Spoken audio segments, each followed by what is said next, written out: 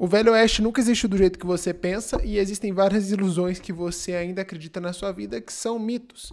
No vídeo de hoje eu quero te mostrar como que uma era na história acabou, como Red Dead 2 explica isso melhor que muitos livros de história, e como isso se conecta também com muitos mitos que você acredita que ainda atrapalham o teu sucesso, tua produtividade. Bom, vamos lá, eu sou o Fernando, eu sou um professor de Sociologia, especializado em ensinar as pessoas a melhorar a performance delas através de técnicas e práticas amplamente respaldadas em ciência e filosofia, especificamente. E hoje, nesse vídeo, eu quero mostrar para vocês exatamente um pouquinho da relação entre historiografia, uma obra como Red Dead Redemption e a sua vida em geral. Então, eu deixei aqui hoje, hoje o meu roteiro, normalmente eu faço roteiro no caderninho, hoje eu fiz no computador, então eu vou olhar algumas vezes aqui para a esquerda, você estaria olhando para o computador, certo? E aí eu quero contar para vocês o seguinte, em 2018, lá em novembro, quando saiu Red Dead Redemption 2, eu comprei o jogo, lembro que na época minha irmã trouxe para mim dos Estados Unidos, e assim que eu loguei, né, entrei no jogo e vi aquelas primeiras cenas ali na neve e tudo mais, eu já entendi que eu ia encontrar algo diferente, né? A experiência era diferente, que tudo era muito mais lento, mas eu não imaginava, né, porque eu achava que era, claro, uma história assim como o primeiro, que é uma história assim, densa e tal, mas mais ação, algo sobre atirar em bandidos no pôr do sol, mas é uma história muito diferente, é sobre ver uma vida se reconhecer, se redimir, morrer e se eternizar diante dos nossos olhos. E 7 anos se passaram, essa experiência não saiu da minha cabeça, imagino que da maioria da cabeça de todo mundo, assim, né, da maioria que jogou, também tem a mesma coisa. E a gente, quando joga, percebe que a vida real é exatamente assim. Ciclos que se encerram e gente que não percebe o trem vindo nos trilhos, né? Ou seja, o trem vindo nos trilhos é a vida que passa e ou você pula no trem ou você fica para trás. Então, eu quero trazer aqui 5 blocos de ensinamento. O primeiro é a ideia do mito da fronteira. Então, a história humana vendeu aquele velho oeste como uma liberdade, mas isso era só propaganda, né? Propaganda norte-americana. Igual as promessas que você ainda acredita de liberdade financeira fácil, de que você vai entrar no mercado digital e vai ser fácil, você vai ficar rico, que você vai entrar ganhar dinheiro com aposta, enfim, comprar curso de como ser um milionário, como ficar rico, comprar o curso de como ficar rico, só que o cara que vende o curso, ele ficou rico vendendo o curso de como ficar rico, ele não era rico antes, então é quase que um paradoxo, né? Ou então a riqueza dele veio de muito trabalho e outras questões empresariais e produtivas que pouco tem a ver com o que ele está ensinando ali. Mas assim, se você continuar acreditando em mitos, você vai ser esmagado pelo mesmo sistema de ferrovia, bancos e algoritmos. É importante que se tenha então uma noção de como se melhorar a sua carreira, como se melhorar os seus negócios, melhorar o seu rendimento a partir daquilo que é possível, a partir daquilo que não é mito. Esse é o primeiro ponto. Segunda coisa, segundo insight aqui, é a desconstrução do herói. Então nós temos no Red Dead Redemption o Arthur Morgan, que é um protagonista dúbio, né?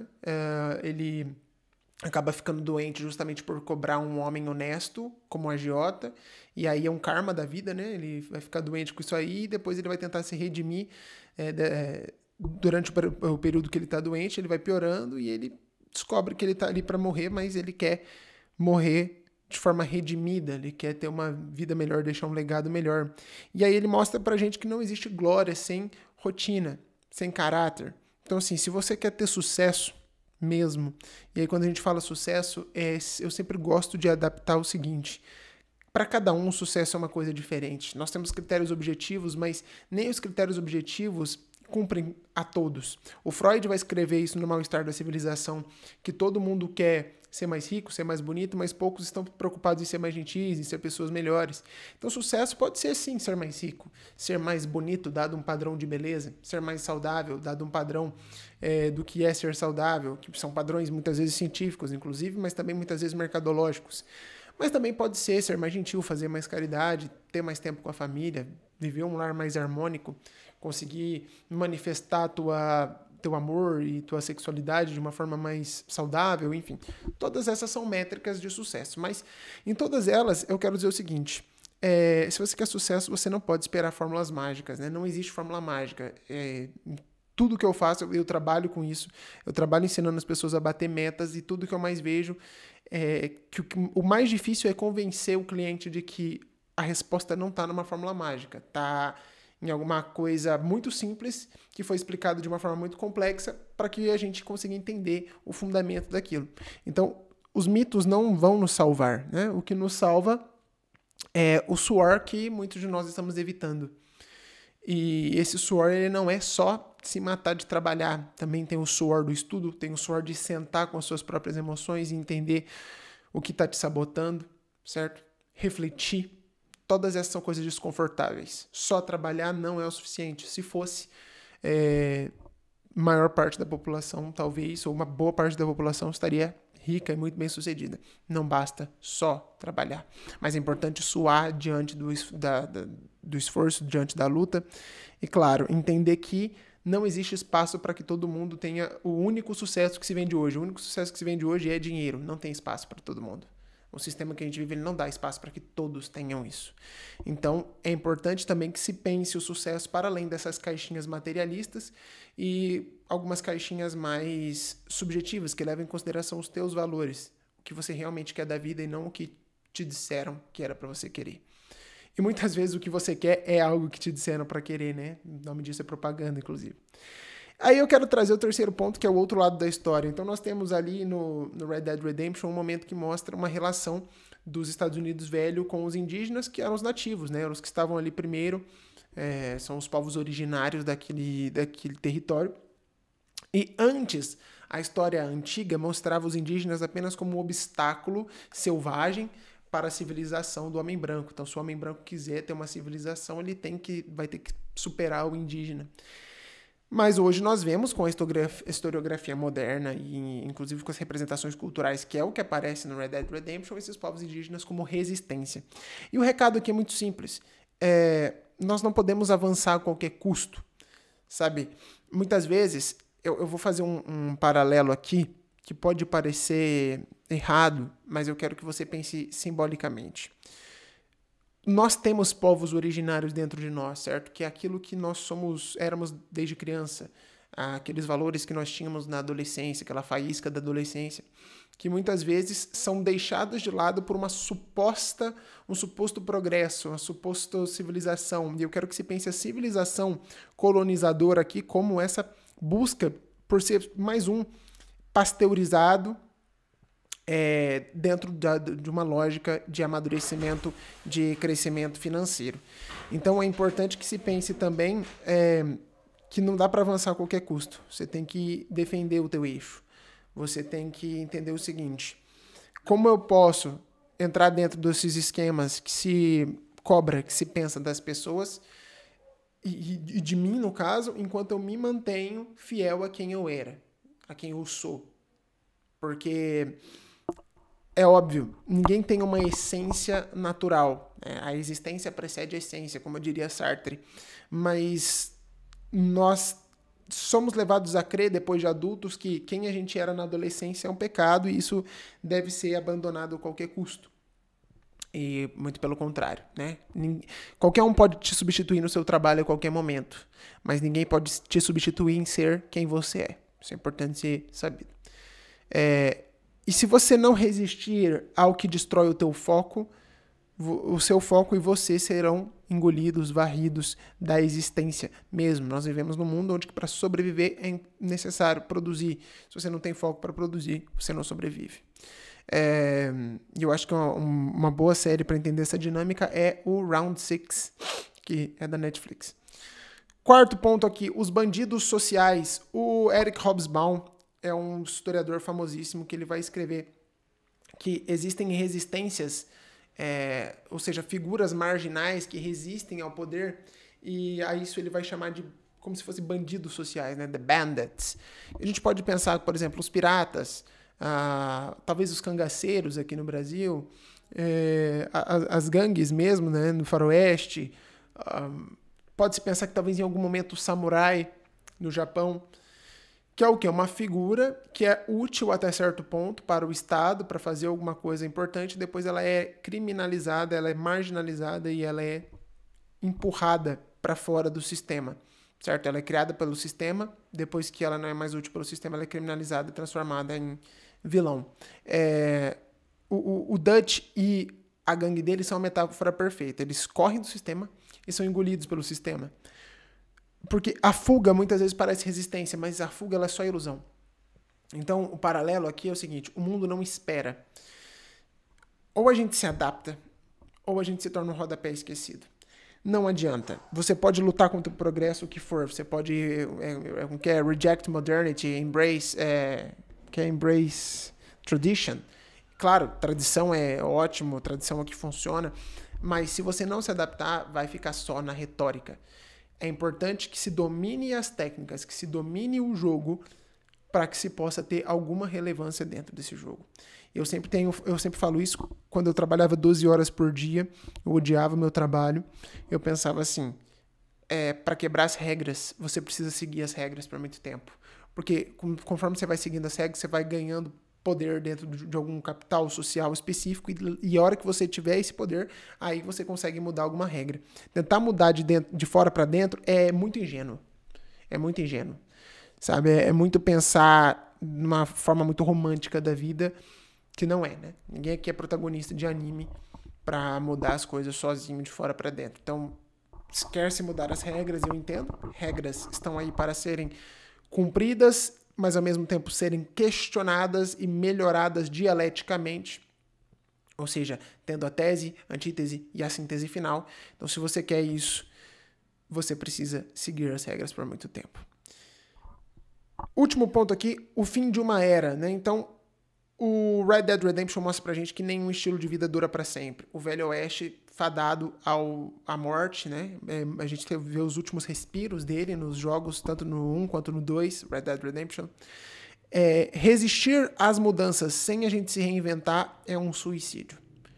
Tanto simbólico quanto literal. E só dá para atravessar essas transições quando se tem valores claros. O resto se perde. Então, é importante você entender o seguinte: nós estamos vivendo um período de transição no mundo. Transição geopolítica, transição cultural, transição no mercado de trabalho, inteligência artificial, ferramentas, capitalismo tardio, uberização do trabalho, precarização, fim da previdência. Todas essas coisas são desafios tão desafiadores quanto os desafios que os nossos pais e avós tinham de formas diferentes na época deles, ou mais. E a gente vai precisar se adaptar, certo? A não ser que você tenha uma forma de mudar o sistema de um jeito que isso não seja mais necessário, é importante que se tenha a capacidade de se adaptar.